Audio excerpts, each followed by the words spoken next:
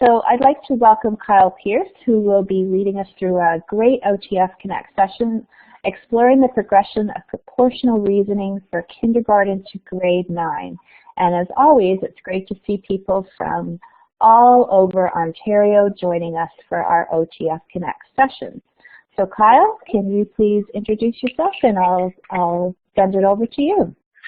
Perfect. Thank you so much. I appreciate it, Mally. I'm really excited to do my my first OTF webinar of the year. This is, I think, maybe my third year doing some of these webinars with OTF. Love doing them. Always a great group of people to learn with. So tonight we're going to get started exploring the progression of proportional reasoning from K to 9. So we're going to try to make some curriculum connections and try to really explore where the progression of proportional reasoning comes from and where it heads to as we approach our intermediate grades. You'll notice that there's a link up on the screen, tapintoteenminds.com/OTF. There you'll find a link to my previous OTF sessions as well as the show notes for this particular session, which I will have up a little bit later tonight. So just to give a little bit of background on myself, I'm from Bell River, Ontario, just outside Windsor. We're in the deep south, actually just south of Detroit, Michigan. And we are, I guess, the end of the line for Ontario before we hit the United States. So I'm the K-12 math consultant for Greater Essex County District School Board. And I have a couple certifications for technology, but besides those, my passion is mathematics, pedagogy, and effective instruction.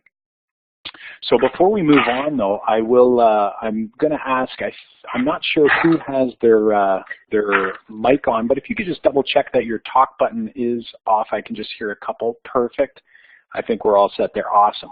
Great. So we'll head along here and move right in. And I just want to summarize quickly sort of the vision for where I've come with my vision of mathematics learning. And it really starts with this idea that as we enter the intermediate grades and before that even, we want our tasks to become contextual, visual, and concrete.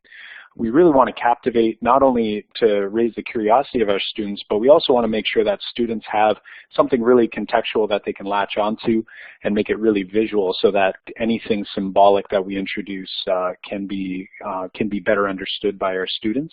And I really want to show how math is interconnected. So today you'll see that much of what we do can be linked to other areas of the math curriculum as well.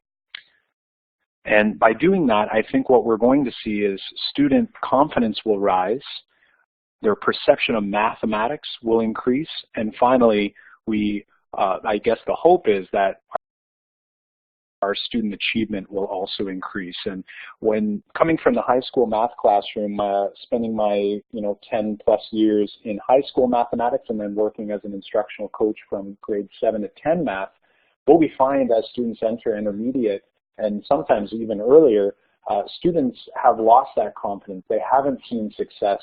They haven't really been able to make sense of the mathematics. And what that causes is sort of this backwards thinking that we really need to build that confidence in order for students' perceptions to change and then their student success to increase.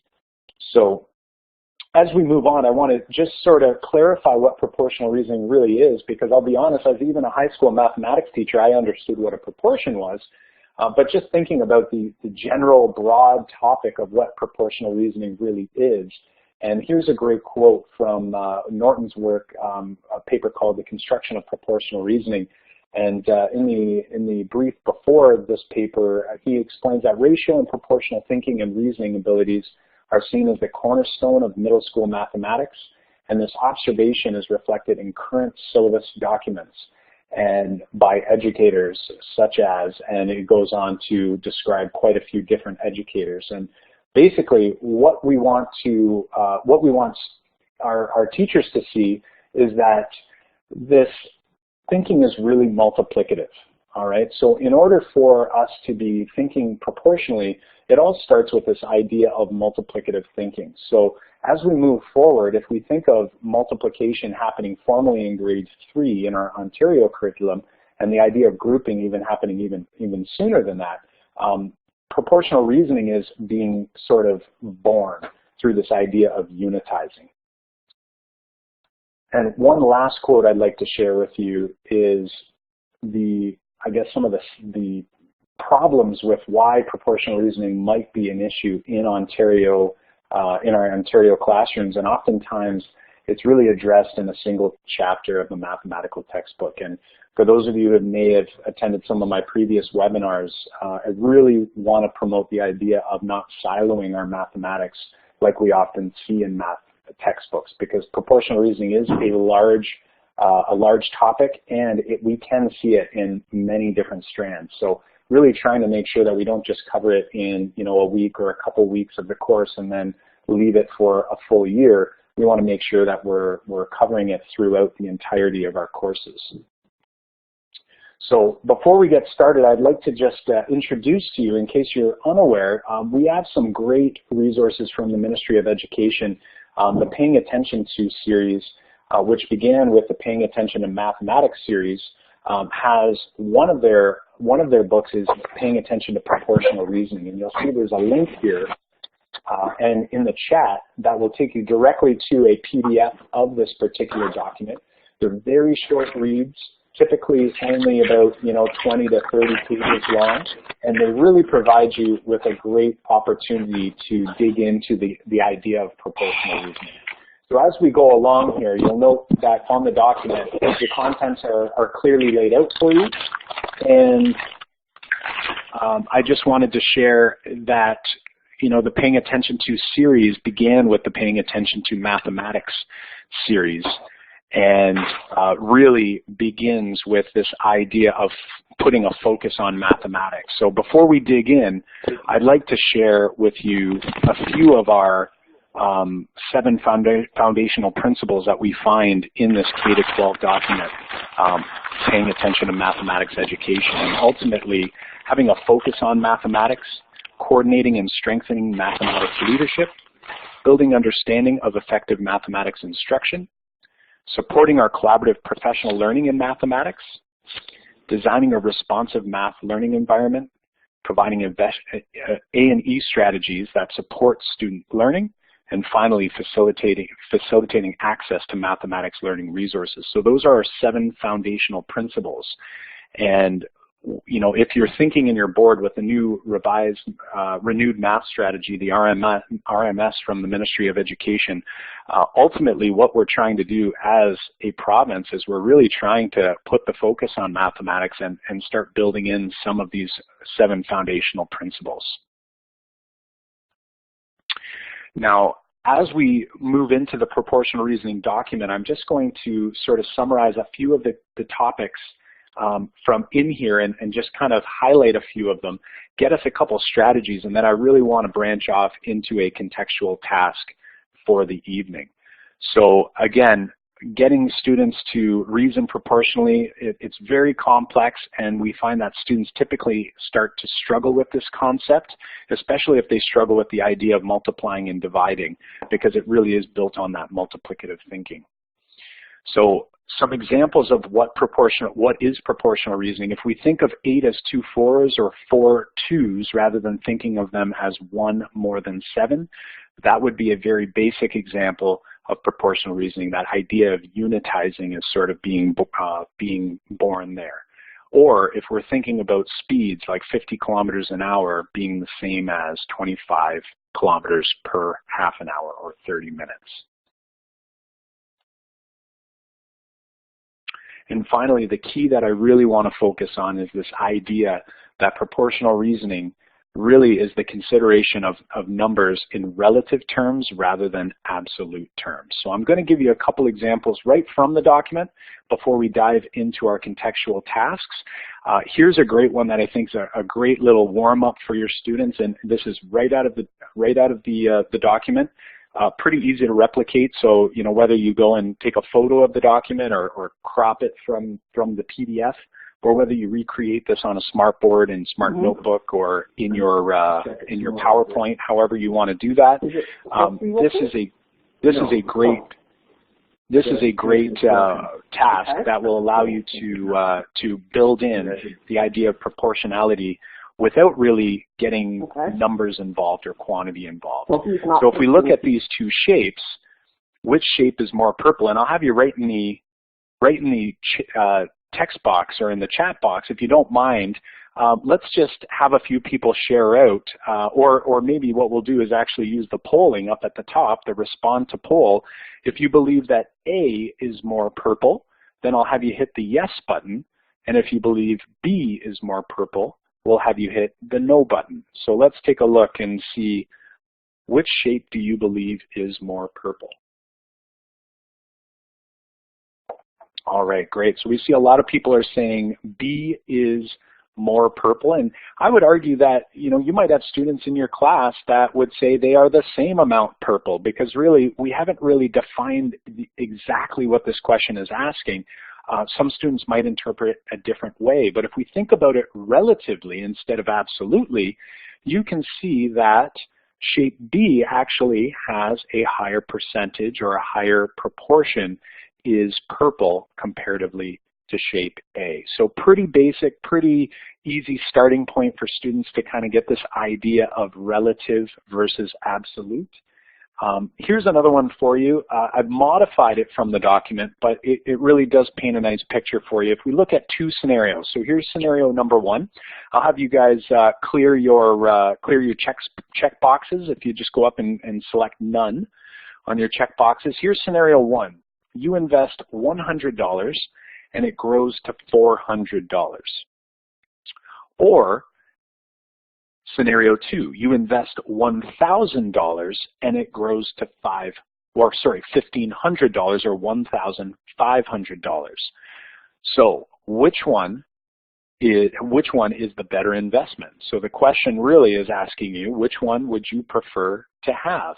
And I'm going to have a little vote here again. So we'll say if you select yes, we'll say scenario one is the better investment, yes. And if you think scenario two is the best investment, we'll say no on that.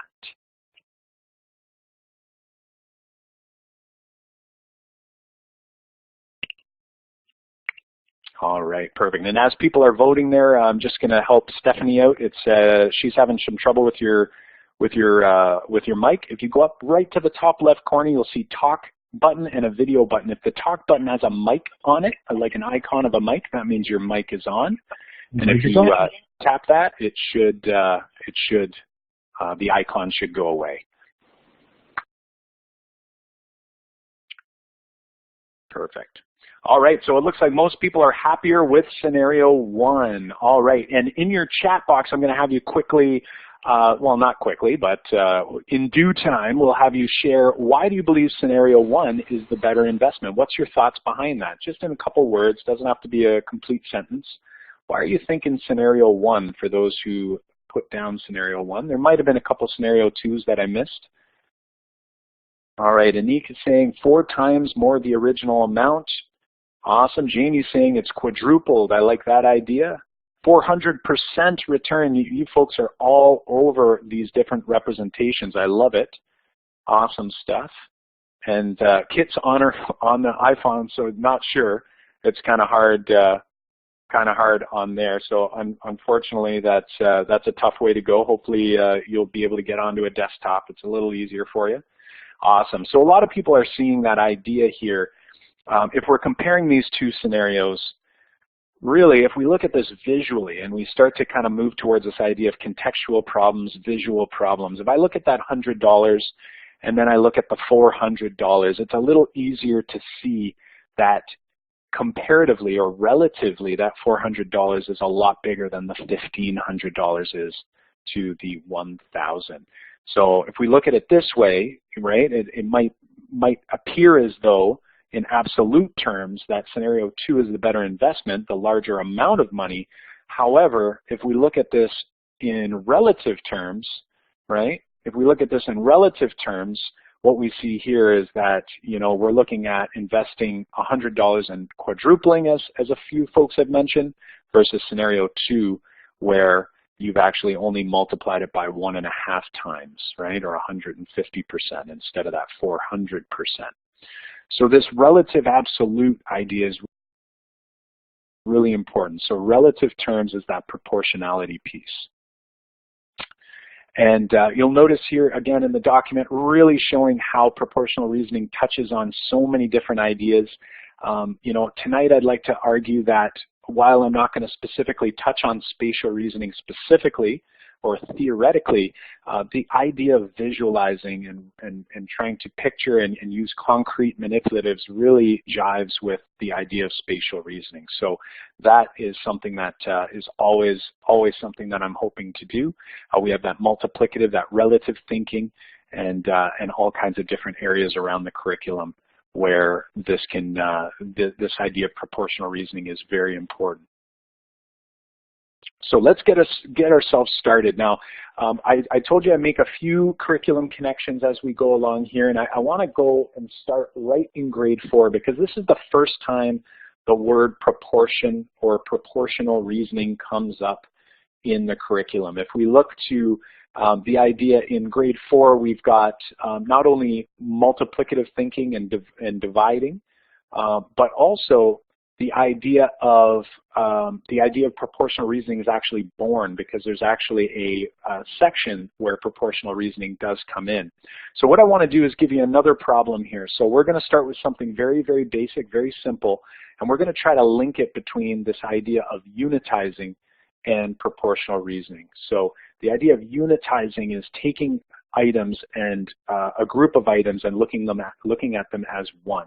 So if we think about 4 fish bowls with 5 fish in each, how many fish in total are there? And I'll give you guys a moment. You guys can pop it into the chat box to get a little participation going here before we get into our contextual or our big contextual task. So 4 fish bowls with 5 fish in each.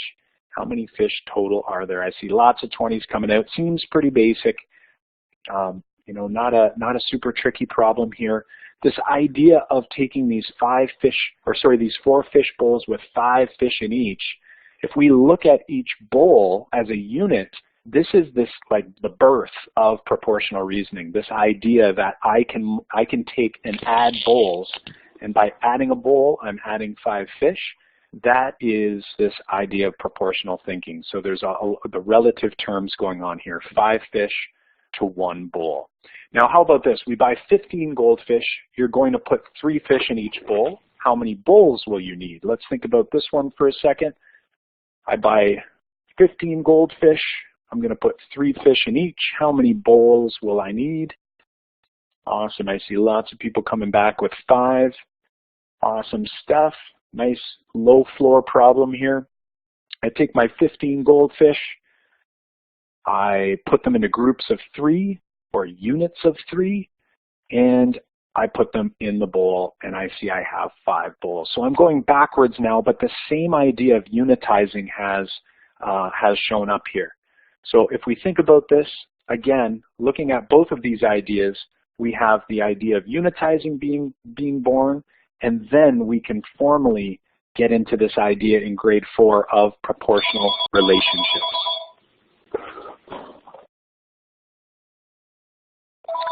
All right, and it looks like,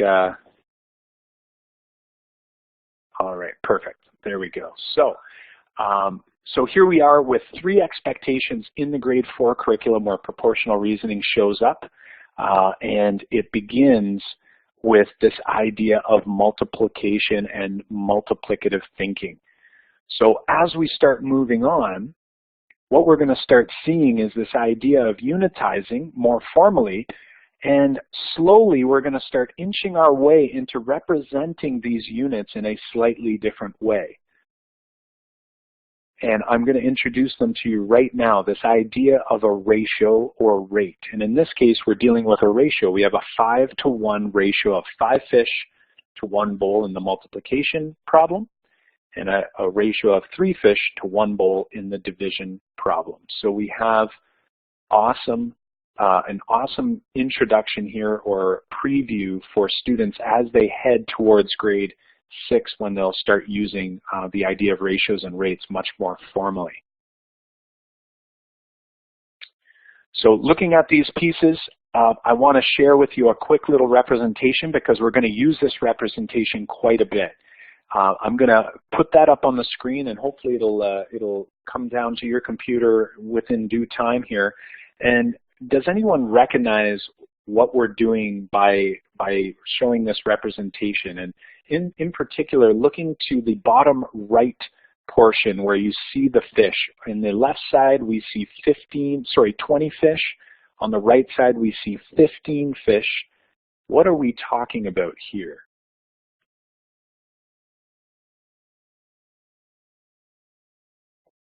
Awesome. So we're seeing a lot of people noting that we do have an array of objects here. So an organization of objects in rows and columns. And we're even showing the factors. In this particular case, we're showing this idea, this comparison, this 5-to-1 relationship. If you look at each row, we see that one bowl has 5 fish in it. And we note that up above in the top right corner, those 5 fish are listed there to sort of organize our thinking as we're creating our array. Awesome stuff.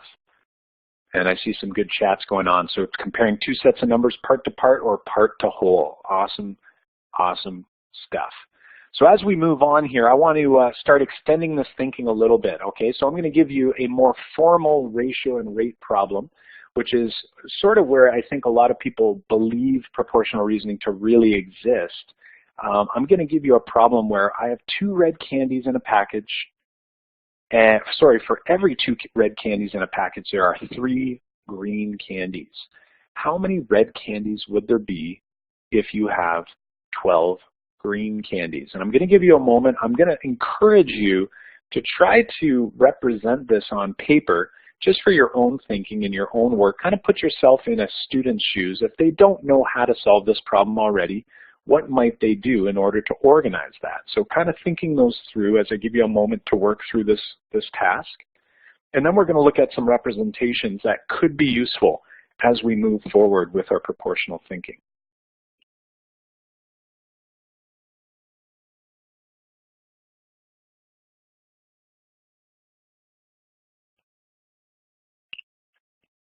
Awesome. I see a lot of people doing some work and typing it out. I know typing out math is not always the most useful, easy, or efficient, but definitely is nice for other people to see what you're thinking.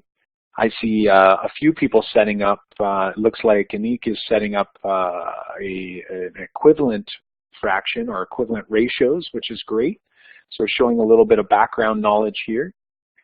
Nicole's got a great method here showing that her groups of 2 red to 3 green, and then showing 1, 2, 3, 4 groups in order to get the 12 candies. So lots of great representations here. Awesome stuff. Yeah, Sean's giving Nicole a high five, loving it. Awesome stuff. And what I'm going to try to encourage anyway is as we do this in our classroom, and being a grade 9 applied and academic teacher for much of my career actually, what I notice is that oftentimes we sort of assume students have that experience that we have. And I really want to encourage the idea of the use of manipulatives, and it doesn't have to be candies like in this case. It might be cubes, it might be tiles. It's really up to the students. But in this particular case, I really do think it's important and imperative for students to really grasp the concept of how proportionality works and what it looks like, instead of us sort of getting straight to that algorithm, which is typically what we see happening for efficiency's sake. So if we think about this and go back to that fish and bowl analogy with the arrays, we can set up something similar here. Now I'm going to call this like a double array, because when we have 2 values, when we're comparing 2 quantities, we're going to be looking at this proportional idea, but in 2 separate arrays. So I'm going to just sort of set these up here for you. And Nicole, I definitely will give you a copy of this. I'm going to have a PowerPoint version, a Keynote version, and a PDF version, so that you can kind of take and choose whatever you like. That'll go up on the link that I had shared at the beginning. I'll also share it at the end, and hopefully I'll be able to get that up by the end of the evening. So in this particular case, we've got our arrays set up here, and what I'm going to do is go ahead and start this idea, and I think Nicole's representation with the RRGGG did a great job of symbolically representing what this is going to look like. Here I'm going to use a little bit more of a visual. Obviously it's a little easier with me having prepared the slide deck. So I'm going to go ahead and use a similar strategy where we have our 3 green. There's 1 group or 1 unit. Remember that idea of unitizing. Our 2 groups or 2 units, 3 groups, and finally 4 groups.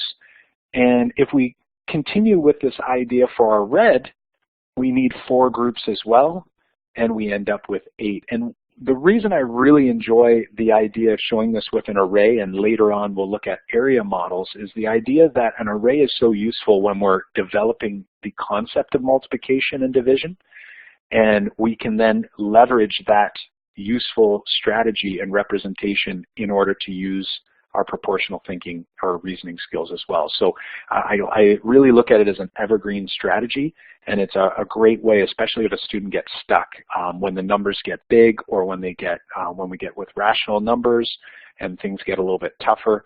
It's a great way to go. So hopefully you'll agree as well as we move along here. So in this case, we can see we have 8 red candies for those 12 green.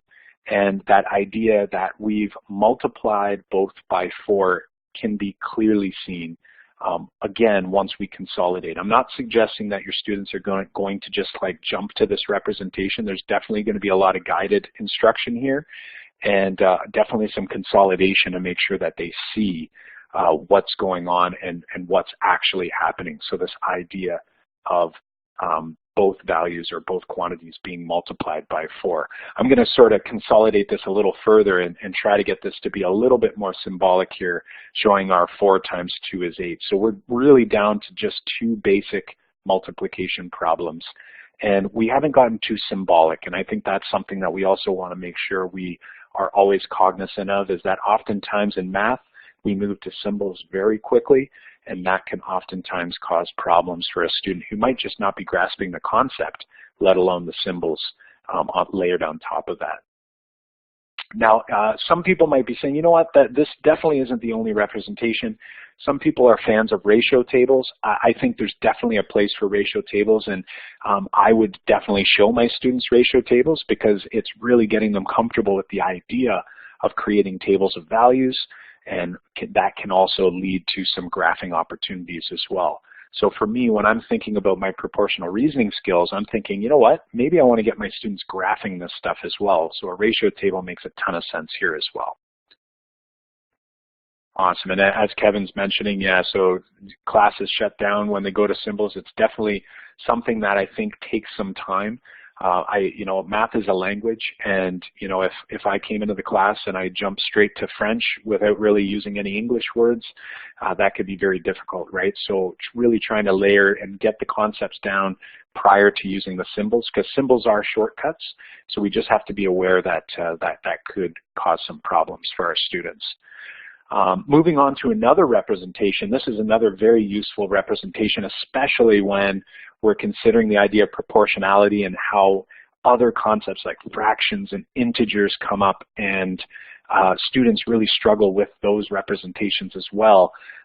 Using a number line or a double number line here. So you notice I use a double array.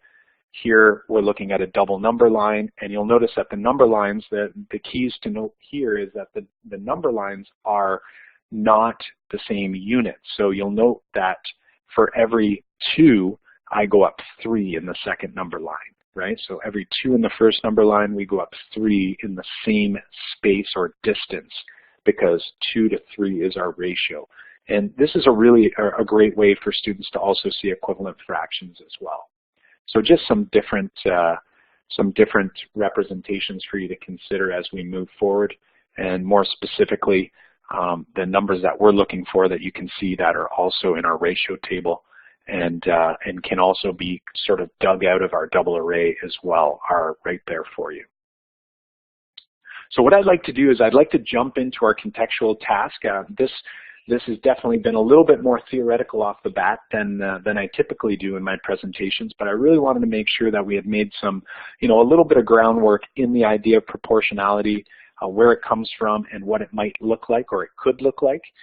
So now at this point, what I'm going to have you folks do, if you aren't in there already, is we're going to take this idea of our contextual, visual, and concrete, and we're going to make this happen through a 3-act math task. And we'll do this using a tool called Knowledgehook. This is a free tool called Game Show. So you're going to be the student today. So if you're not already in the room, we're going to have you click playkh.com. I see in my room here on my screen, I've got 25 people in, so that's pretty good. I see Anik's name in there. Who else do I recognize here? I see Heidi. I see lots of the names from the chat. So awesome stuff. So we've got 25 in so far. I'm going to warn you before we get started. Right now it's saying no game has begun yet because I haven't clicked the start button. And Fair, I see you is in there as well. Awesome stuff. So I haven't clicked the start button yet, so it'll say no game is running. When I'm ready to give you the first question, I will go ahead and hit the start button. Your game pin is Wiz623 once you get to playkh.com. And I'm going to set the stage just a little bit and tell you, and some of you saw this on Twitter today, some people had retweeted something I shared out. So hopefully I didn't give away too much, but we are going to look at a task that is quite popular amongst students and some teachers. And in order to introduce it, I'd like you to watch a video, and that's going to be what you'll do in your game show. I'm not going to stream a video through this Blackboard system online because that will probably bog things down.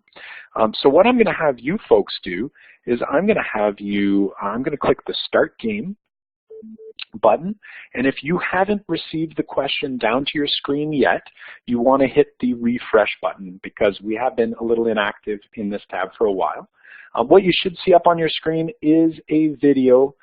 It's a video embedded there. I'm going to have you watch it. You can make it full screen if you'd like, and then you'll notice that there are 3 options for you. It's just a little survey, so I'm going to have you watch the video and then answer the survey. And once everyone's answered the survey, I'll know you've finished the video. So I'll be quiet here while you do that, and then we'll carry on.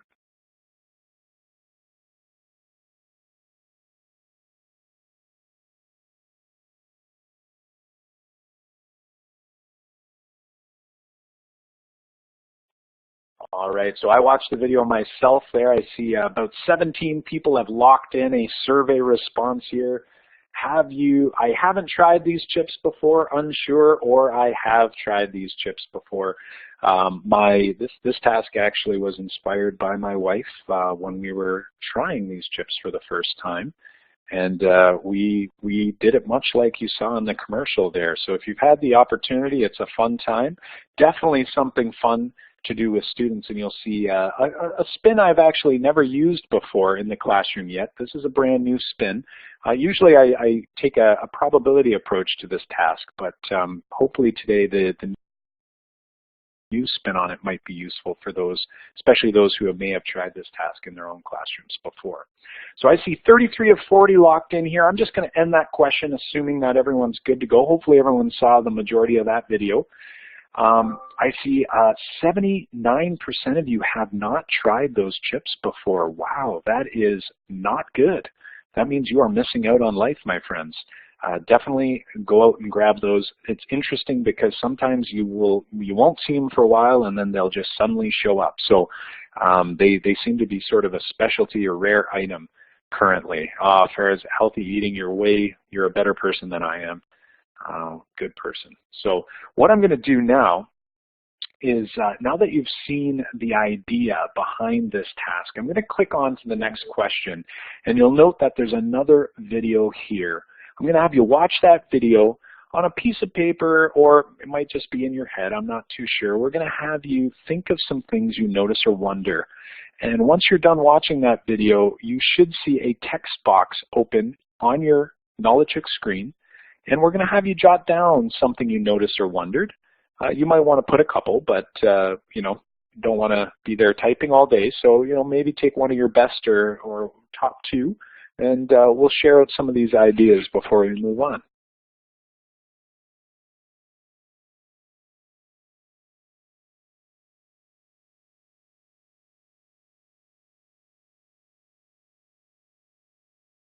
All right, I see some people locking in responses.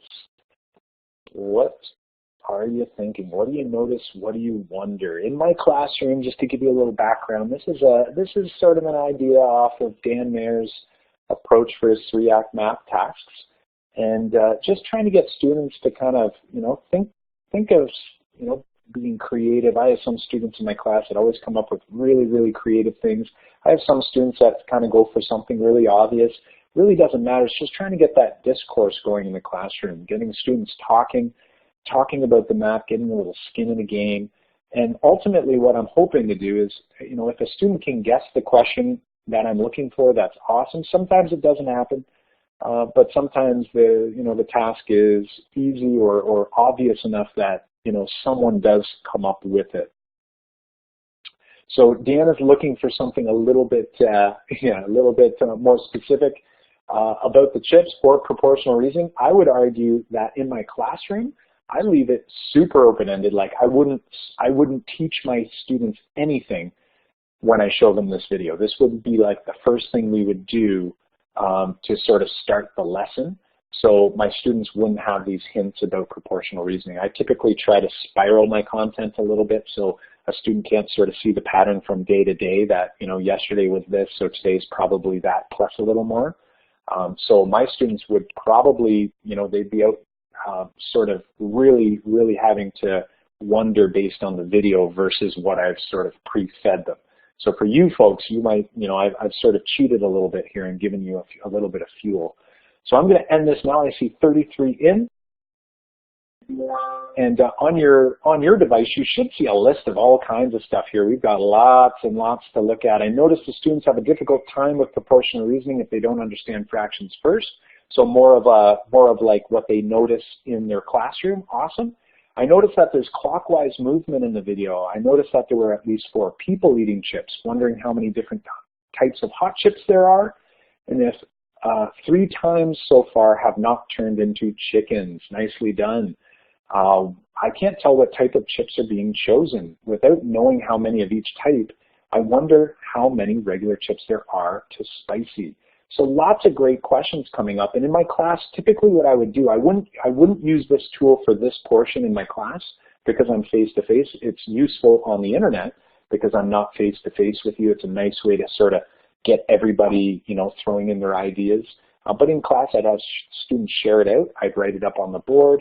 We'd tie their names to it and really give, students sort of a feeling like they've contributed to the class.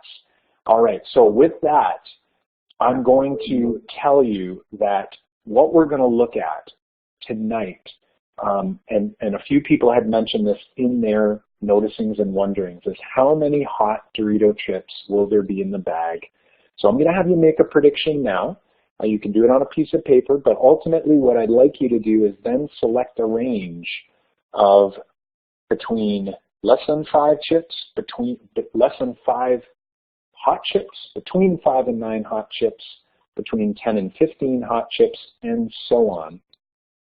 And we'll just get an idea here what people are thinking, because this is a true prediction. I have not given you enough information for you to be able to really go and sort of lock down on any sort of information. Maybe you might Google it, I'm not sure, but typically in the class I really want students to really be thinking about it and thinking with their own reasoning skills.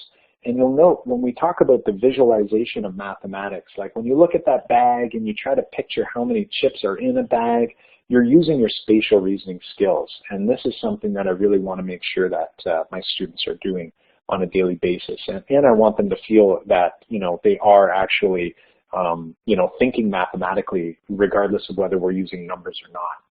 And great question from Samantha. She's saying, are the responses given anonymous to others in the room? I'm thinking of its use in the classroom. And the tool is actually really good because when I share it out, typically the screen I'm looking at would be shared over the projector. And there is no way for students to know who picked what. They know themselves, just like the responses you're getting when I end the question. You get some sort of graphic on your screen to say thank you for your submission, or if you're right or wrong. But in class, we have this opportunity where students are anonymously sharing their thinking. And what I'm trying to do is sort of provoke a little bit of them feeling like their ideas matter, right? So it is anonymous. On my end, it's not anonymous, because afterwards I can look at a report and I can go through the students and see how they're progressing. And you'll see a pretty cool tool coming up as well very shortly. So I'll share that with you in just a moment. So we've got 30 in. I'm going to end it now. And on your screen, wow, we are all over the map, which is great, because you know what? That means we are not too certain how many there's going to be.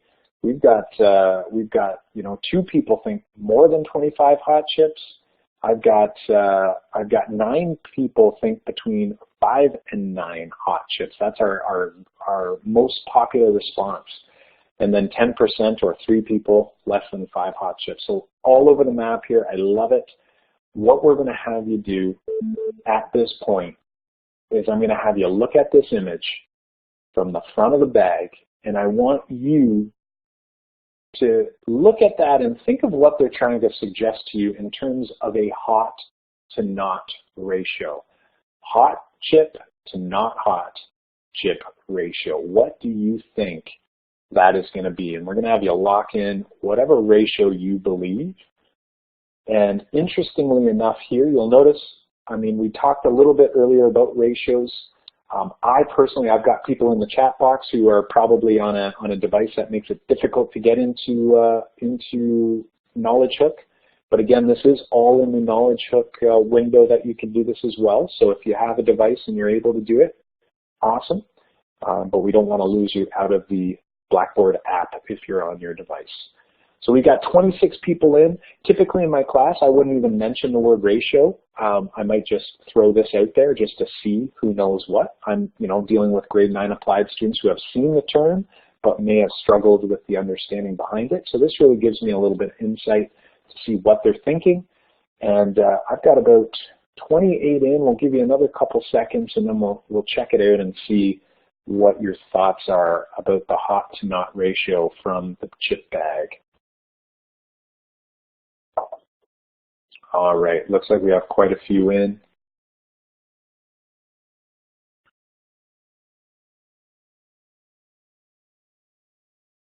All right, let's bring this up. All right, so we've got 52% believe it's a 1 to 6, and we have some 45% think it's a 1 to 7 ratio. So something good to keep in mind is that 1 to 7 and that 1 to 6 is very, very common when we're dealing with a ratio.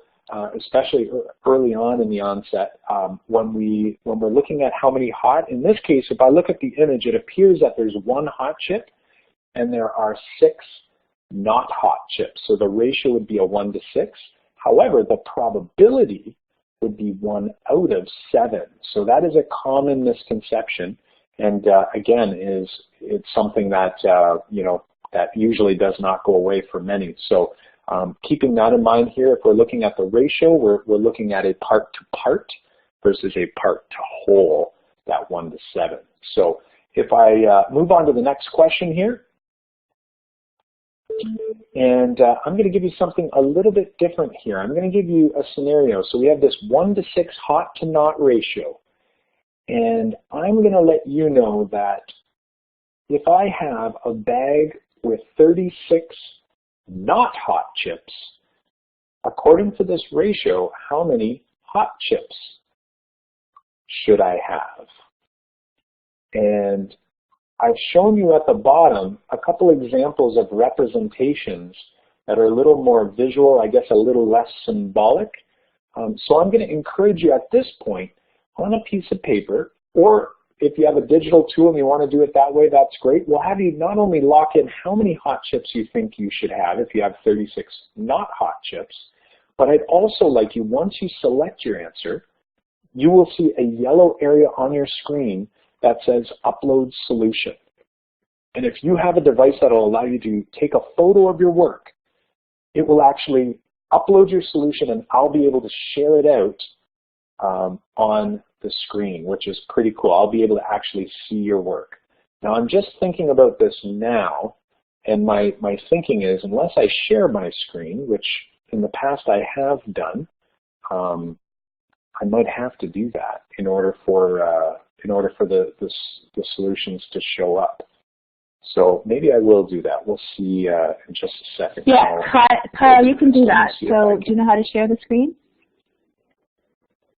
Yeah, I've done it before. I guess in my mind, I just wasn't in my mind thinking I was going to do it. So let me do it now. I'll just pick the Google Chrome screen I'm looking for. Scroll really slowly because we've been having trouble with it. Okay. Yeah, it's been kind of fragile. So are you able to see it now? I see your blog post. Okay, so wrong one, eh? Okay, so let me do this. How about now? No. No, okay. We did see it just a minute ago. It sometimes takes time to catch up. So yeah, maybe there's quite a bit of a lag tonight. Right. I see some solutions are uploading though, which is awesome. So that's a good sign for our participants. Yeah, the game's great. Awesome. Let me just try unsharing this screen here. Yeah, try that again.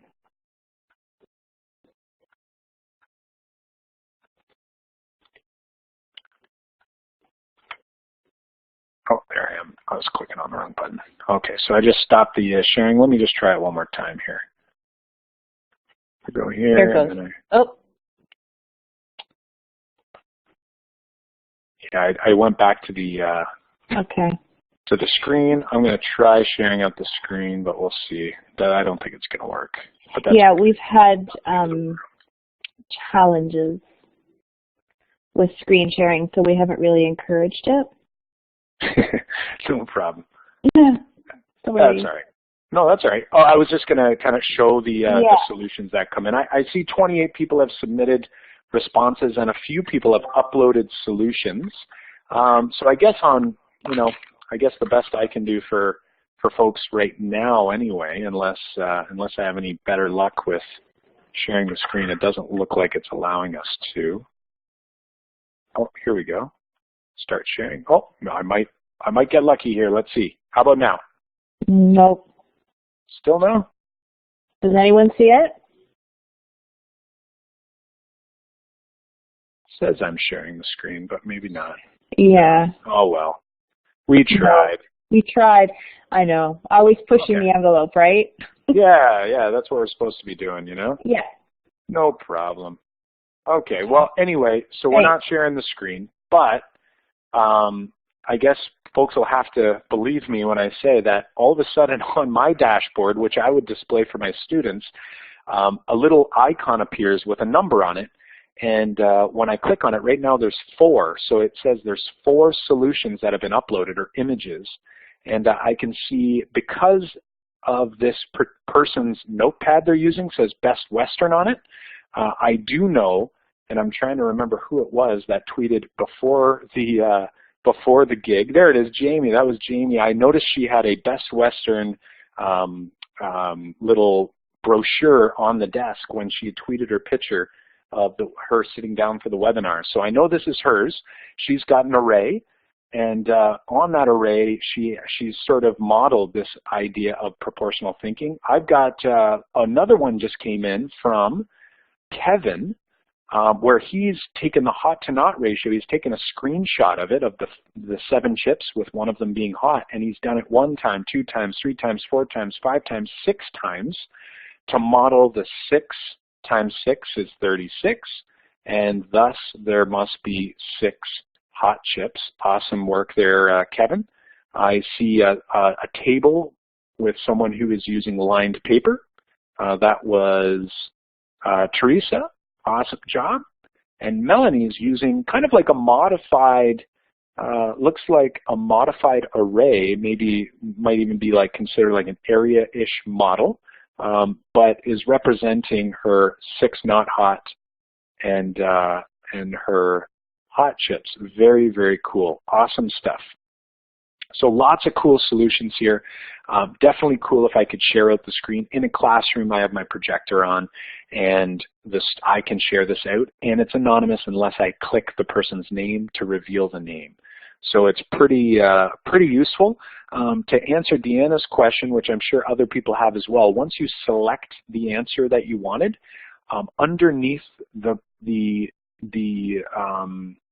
question on your device, there should be a little area or a little text box that says Upload Solution. You click the Upload Solution button, and it'll let you take a photo if you have a mobile device, or it'll let you pick a photo off of your computer or your camera roll.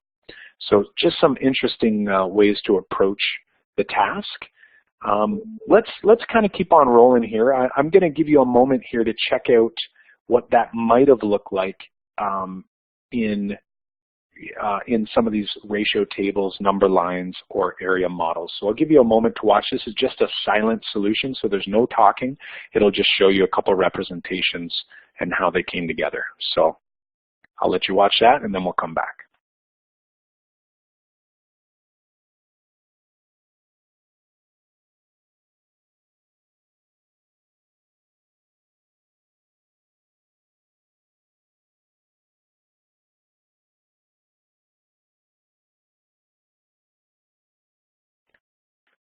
All right, it looks like most people are clicking the I'm finished watching button now. So I guess as the last few people finish up here, I'll just mention also that I'm just embedding these videos into this game show. Again, it is a free tool. Typically in class, I'm not embedding videos. I'll usually just show them as a group and we watch as a group. But in this type of scenario, obviously it works out nicely, or if it's something that students are doing at home, it's nice to be able to incorporate that in there as well. Or what I might do is embed the video. I'll share it as a class, but then if they want to rewatch it, maybe watch the video again, they can do that on their own as well. So just a couple representations for you. And what we'll do now is we're going to just modify this just slightly. We're going to assume the ratio changes. So we're changing it now. Dealing with a ratio of something to 1 really is like those goldfish problems earlier, where we're thinking about pretty much just multiplication. It's pretty easy to show in one array. But now that we change the ratio to a 2 to 5, so now I'm basically taking my hot chips and I'm doubling from 1 hot chip to 2 hot chips every 7, and the ratio becomes 2 to 5, 2 hot to 5 not. How many not hot chips should you expect in a bag with 12 hot chips? So I'm going to encourage you again, try that upload solution feature. Try a representation that maybe you haven't used before or don't use often. And, you know, just to kind of stretch your thinking a little bit and give you another tool for the classroom when you are using proportional reasoning. And as you're working there, Jane came up with, says, I thought Knowledgehook had a license fee. They have a paid product and a free product. The product I'm using right now is called Game Show. That is free. So you can go in and create these game shows, these interactive formative assessment tools for during class. But if you want students to be able to do the work at home, they can replay game shows at home. But if you want to assign independent tasks, then that does have a licensing fee. So they sort of have 2 tiers to their programming. No problem. So I'll give you a little bit of time. I see solutions are being uploaded, so very cool. On my side, what I see is just a green flash on the screen, just like a little pop-up that says a solution's been uploaded. So if I see a lot of those happening, then I obviously know a lot of solutions are coming up.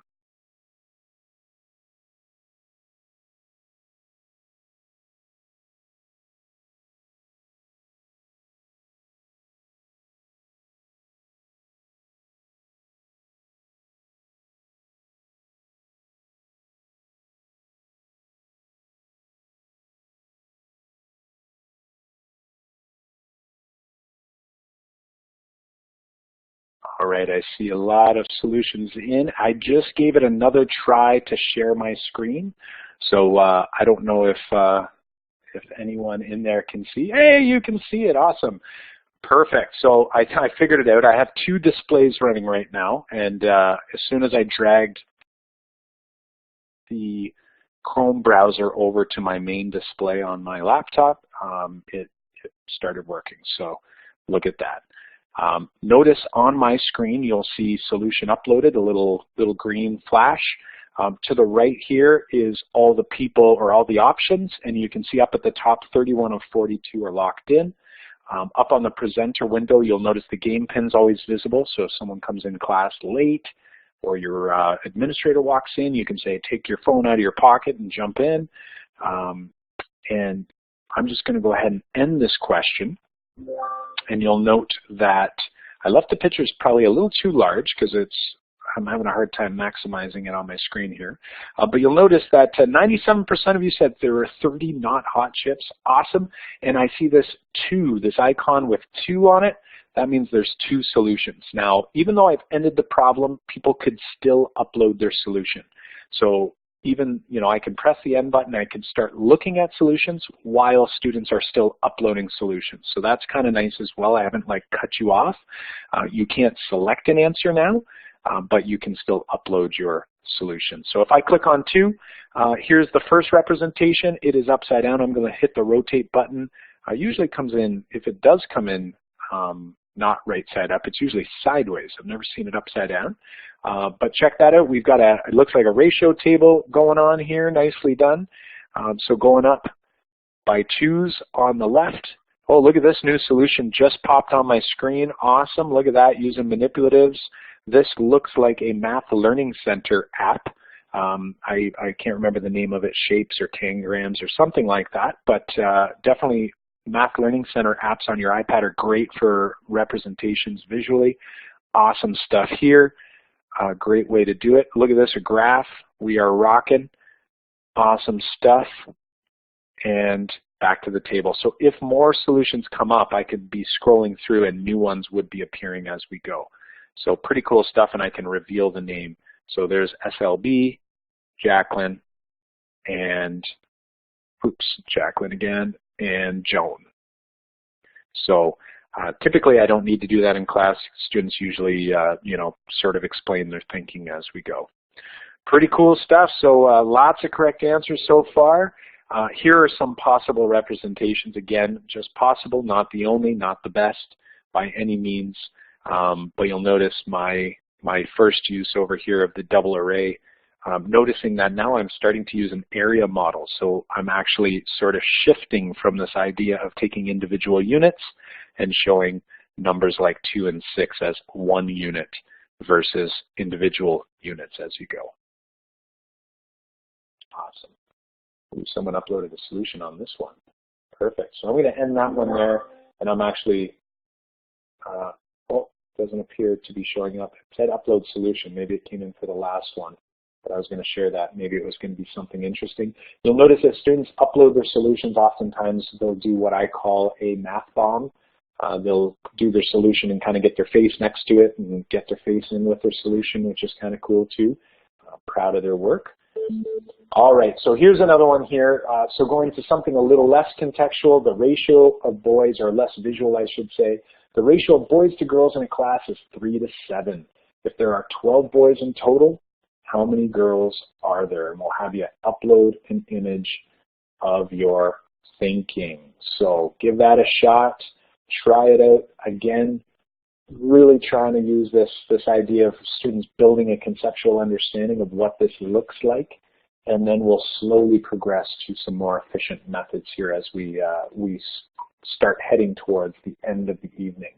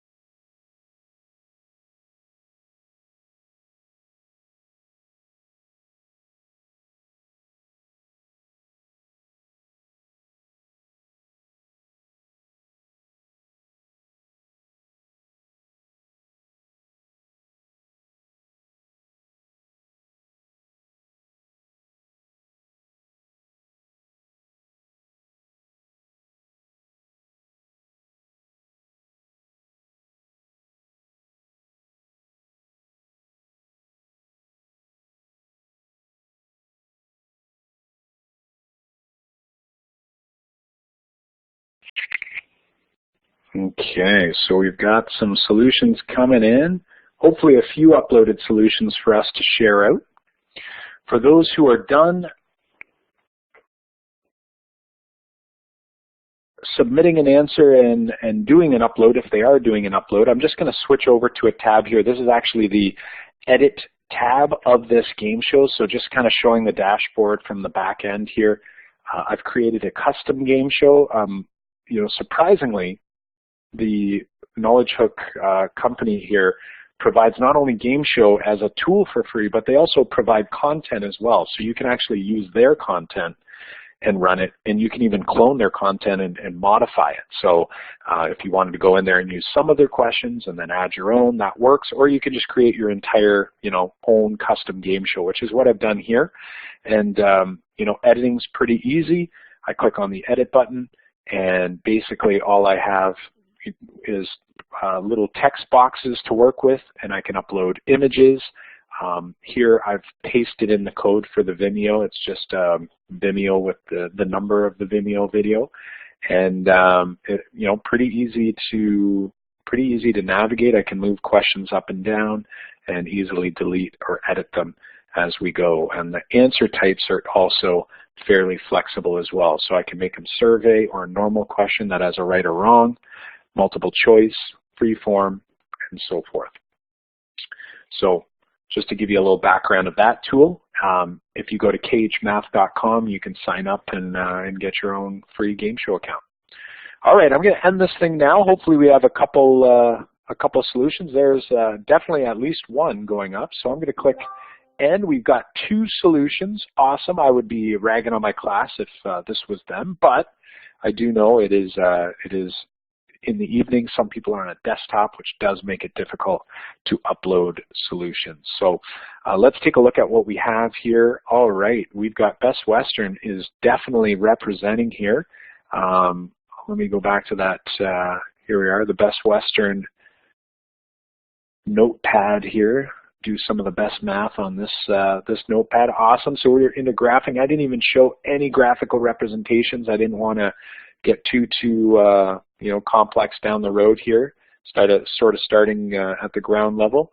We've got awesome. We've got letters to represent 3 and 7, and then a symbolic representation with a ratio table. Kind of cool that they use like a doubling strategy from 3 to 6, 6 to 12, 7 to 14, 14 to 28, which is really cool.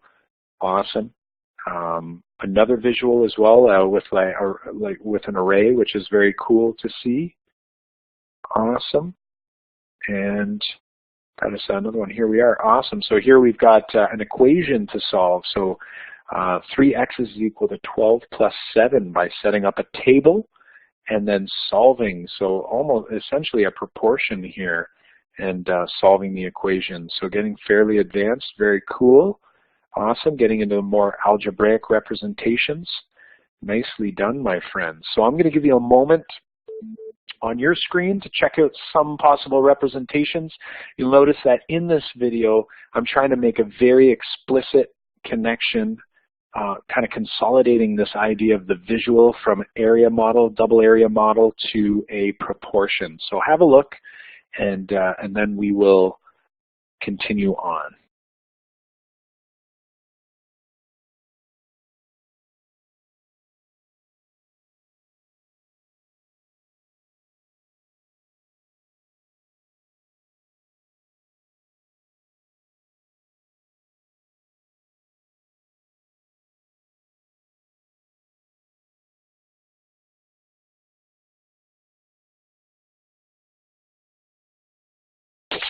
In this case, hey, Melly, I just got booted out. If you don't mind, there we go. Perfect. Thanks.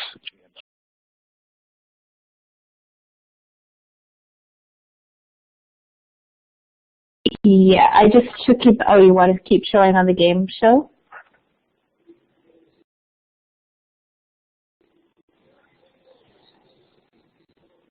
I think we're good now. Just my Blackboard just totally crashed mid video there. So yeah. hopefully, well, We're almost at the end. It'll work. I know it will. We're going to be in good shape. I made it back in, so that's the key. All right.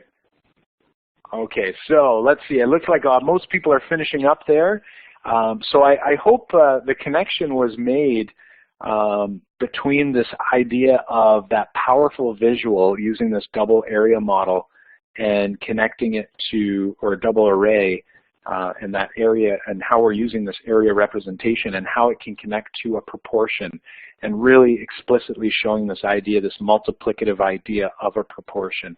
You'll notice that I haven't used any sort of strategy like solving for X yet in terms of like isolating X. I haven't done cross multiplication. Really what I'm really trying to emphasize here is that 12 is 4 times bigger than 3, and 28 is 4 times bigger than 7. So this idea that a proportion is ultimately just 2 equivalent fractions, and we have strategies using opposite operations in order to find that factor. So with that said, oh, we even have a solution here, it appears. Oh, maybe not. Let's see. I'll refresh. Looks like we might have had a little bit of an internet issue here. Yeah. So no solutions are showing up. But let's move on to the next question here. This is going to be the last one for the night, and then we're going to be wrapping up. You'll notice that we're going to start leaping a little bit further here, and I'm going to ask you in this particular bag, this would be something that typically I would see in a grade 9 applied and or academic classroom. Doing a little bit of extra work. It's not just a straightforward ratio or rate problem. Here I'm asking you how many hot Doritos would be in this particular bag of chips if the bag of chips has 235 grams of chips and our serving size is 21 chips per 50 grams. So I'm going to give you a little bit of time here to work on this one, and I'll hit the mute on the mic. I'll be available in the chat if you have any questions there, and then we'll take a look at what this might look like both visually and as a more formal algebraic proportion.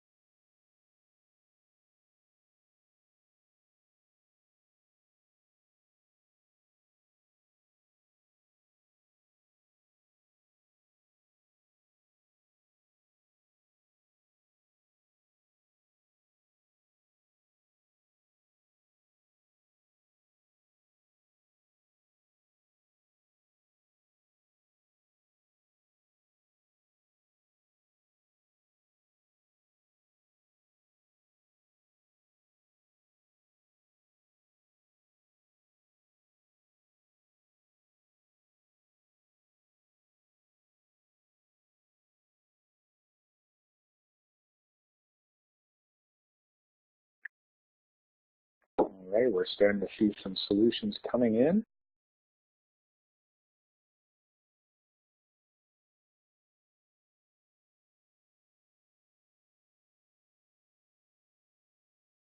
And Stephanie is learning one Achilles heel of the tool currently, which is you are right. You cannot change your answer once you lock in. Not only is it unfortunate if you select an answer and want to change it because you've realized that maybe you've made an error, but if you're even just scrolling on a device, especially a touch device, a touchscreen device, it's very easy to accidentally select an answer. That is something that they've stated, the guys at Knowledgehook have said they are going to be changing in the future. How soon, I'm not certain, but definitely something that I've mentioned simply from doing it myself. And Deanna's got a great question too about sharing solutions, and the answer to that is basically, I guess yes, but in a classroom setting, if you're in a face-to-face classroom setting, sharing your screen would be essentially projecting it on a projector. So typically that would be the way you would do that. It's not necessarily a tool designed for the use we're using it for right now, like this webinar sort of experience. I've sort of just used the tool and I find it useful to get a little bit of that interactivity between the participants in the session, and offering an opportunity to share out some of your thinking. So we've got 30 in, so I think I'm going to end that here, and let's see if we have any solutions here. It doesn't look like any uploaded yet. Not to, possibly some people might still be working on it, but we've got some folks saying 14 hot chips, about 40%, 47% saying 16 hot chips. I wonder if maybe some rounding might factor in there. This is where looking at solutions is super useful. What I would do in my classroom is I would share the solutions from an incorrect answer, again, anonymously, so that we can analyze the solution as a group and try to determine, where did, especially in this case, almost half of our group was off by 2 chips. So I wonder if it's a similar area, if it's maybe just a misunderstanding. Maybe some people use the 2-to-5 ratio instead of the 1-to-6 ratio, because we did have a modification of the hot to not ratio earlier. So having those solutions is super helpful. But what I'm going to get you to do now on the next, here's some solutions coming in. It says 2. I only see 1 on my screen. Let's give a quick look here before we go, and then we'll share some other visual solutions that may or may not be helpful for you. So we've got 21 chips here. We have a 1-to-6 hot or not. Looks like a proportion, a pretty typical algebraic proportion setup. Solving for x, it looks like cross multiplication's been used here, 50 times x and 21 times 235. And then finally, once they multiplied, they divided by 50 to get x by itself, and you end up with 98.7 chips in a bag, or about 99 chips. And since we're dealing with groups of 7 chips, 1 hot, 6 not, we have 14 groups of 7 chips. So that means 14 hot, plus or minus 1, and 84 not, or so. So pretty cool reasoning. That's a pretty nice way to approach that problem. Thanks for sharing out your solution. And now I'm going to just leave you with a quick representation before we wrap up. This will be our last question we'll do in Knowledgehook. I'll let you guys just check out a visual possible solution that may or may not be useful for your students as they try to bridge the gap from contextual and concrete to more abstract. You have some dividends.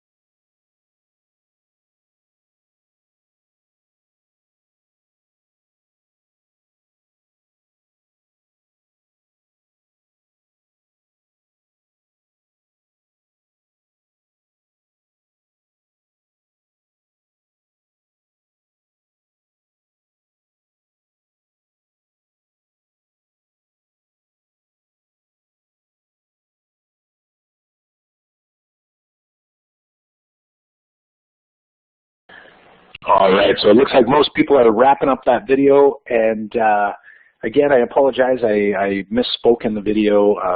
The visuals had the correct calculations, but I did say that 4 times 21 was 81, but it's actually 84. So just a a little flub on my part, but I hope the video helped bridge maybe a little bit of a gap between where we get this proportion formula from, so to speak, before we're jumping into the algorithms and into formulas and so forth. And I think earlier we had a comment, and maybe it might have been, it was Craig I'm seeing here, just this idea of that even if a student did say 14 or 16, honestly, it really does come down to this proportional thinking. And again, the assumptions is key. And I think these types of tasks really open up the task quite a bit. I'll be honest, in this particular task, I'd probably have students up at whiteboards versus having them do the task via a virtual tool like this. We do a lot of this at the beginning or end of a class, or sometimes in the middle of a class, but really I want students feeling like they they are showing their thinking, they're justifying their thinking, and really focusing less on the right or wrong of a question or a solution. So that being said, I think I'm going to stop sharing the screen here, and I'll hit the finish game button on the game show, because we have come to the end of the actual tasks in game show, and we'll start wrapping up for the evening. You'll notice that in this case, I have a non-competitive setting on right now, so it's not like students aren't competing to be the best in the class. There is a leaderboard option, but when we do non-competitive, you'll notice that when over a certain amount of the class, so I have it set for 75% of the class gets an answer right, that they have a celebratory animated video that appears for each one, so a bunch of different ones. So this is one of the ones here, this soccer player doing some cartwheels and so forth. So here's some student feedback coming back. So again, kind of like a little exit ticket, I'd like to be able to edit those, which you can't do. It's sort of set by default currently, but maybe that'll change in the future. And finally, as a teacher, I can then put some comments, what worked, what didn't work, if there's any issues with the tool. So I'll hit done, and again, this is what that dashboard looks like for me.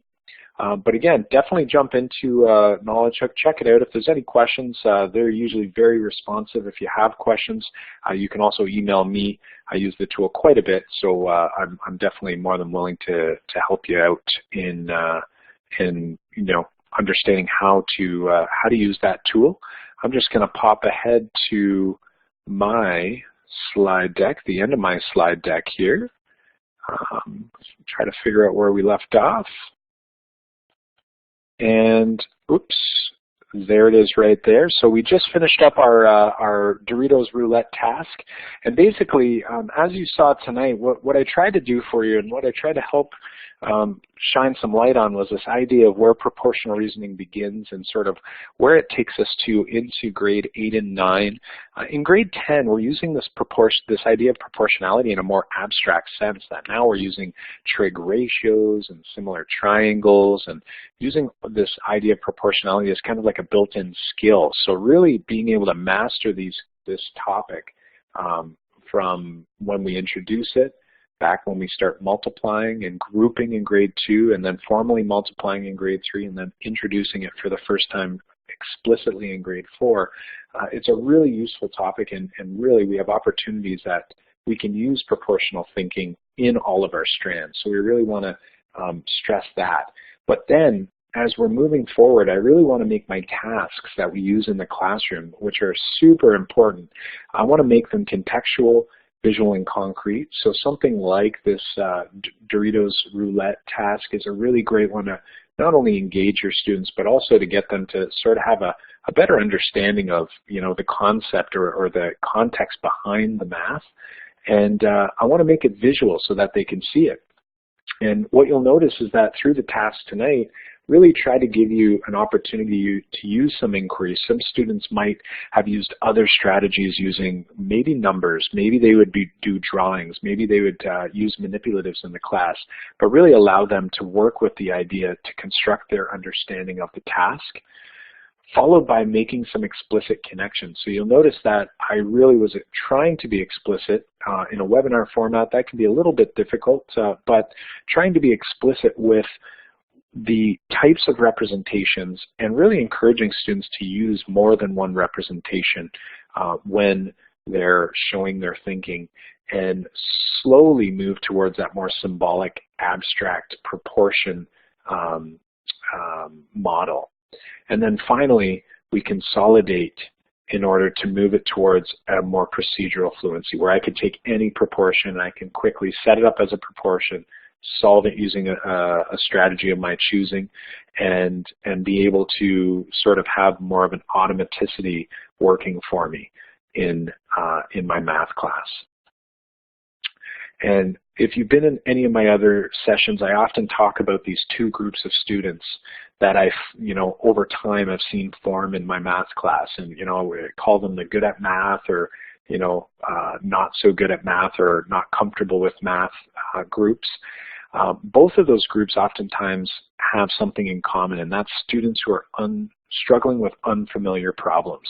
And what I'm hoping to do here with these visuals and these contextual problems is to take those two groups and really start to get students to not feel so uncomfortable with unfamiliar problems, and really start to grow this good at math group, but not just that good at math group, students that are truly understanding the conceptual underpinnings of the mathematics they're learning. And I think if we do these things, if we focus on the tasks like we saw tonight, and really focusing on the representations through visuals and concrete manipulatives, what we'll start to see is that good at math group grow, and hopefully that not so good at math, or maybe not confident at math group to shrink down, but also the commonality between the two, struggling with unfamiliar problems. Hopefully students will start to persevere through these problems by using different representations and really trying to make it visual instead of just following an algorithm blindly.